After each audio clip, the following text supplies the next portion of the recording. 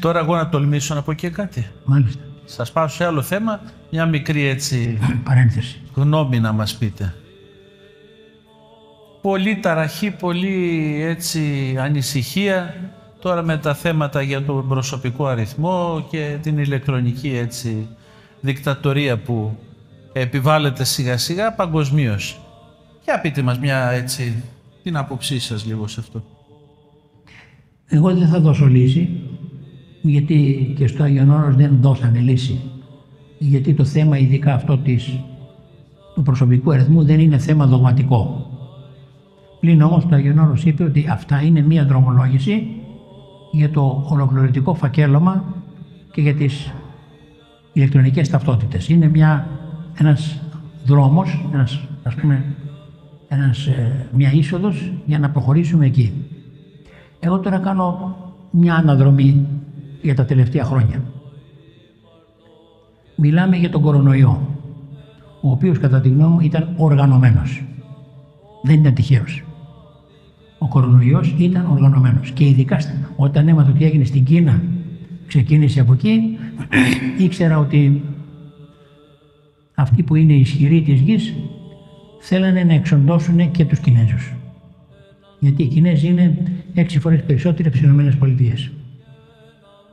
Και φοβόνται μήπως η Κίνα υπάρξει σαν τρίτη δύναμη στον κόσμο. Το λένε οι ίδιοι.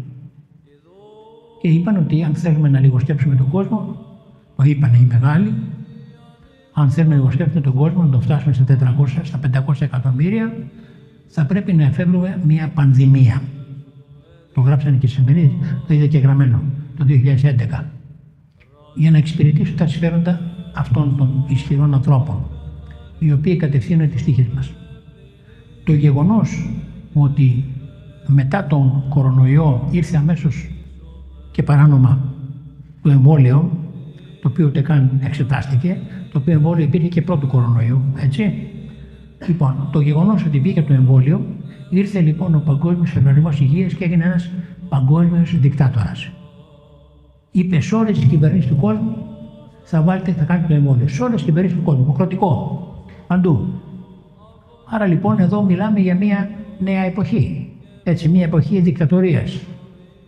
Λοιπόν, έχουμε λοιπόν αυτό σαν πρώτο βήμα τον κορονοϊό, σαν δεύτερο βήμα το εμβόλιο. Τρίτο βήμα είναι τώρα ο προσωπικός αριθμός. Και τέταρτο βήμα είναι και οι ταυτότητες. Νομίζω ότι όλα αυτά, μα τα βάλει κανείς έτσι αντικειμενικά να εξετάσει, θα καταλάβει ότι προσπαθούν οι ισχυροί της γης να καταργήσουν τη βούληση του ανθρώπου. Να μην θέλουμε εμείς, να θέλουν αυτοί και να αποφασίζουν αυτοί για την τύχη μας. Και μάλιστα και με αυτά τα ηλεκτρονικά, τα σημερινά τα μηνύματα, μπορεί και να βάλουν και κάνα μικρό τσίπ μέσα στον εγκέφαλο και να κατευθύνουν και να σου λένε το τι θα κάνεις. Μέχρι εκεί μπορούν να φτάσουν αυτοί οι άνθρωποι. Τώρα για όλα αυτά, εμένα η γνώμη μου είναι καλό είναι να μην τους κάνουμε το χατήρι. Εγώ δεν ξέρω, εμείς προσωπικά στο μοναστήρι μας έχουμε αποφασίσει κάποιοι περισσότεροι πατέρες, όπως αποφασίσαμε να μην κάνουμε το εμβόλιο, μόνο 3 πατέρες το κάνανε, έτσι αποφασίσαμε να μην πάρουμε και τον προσωπικό αριθμό.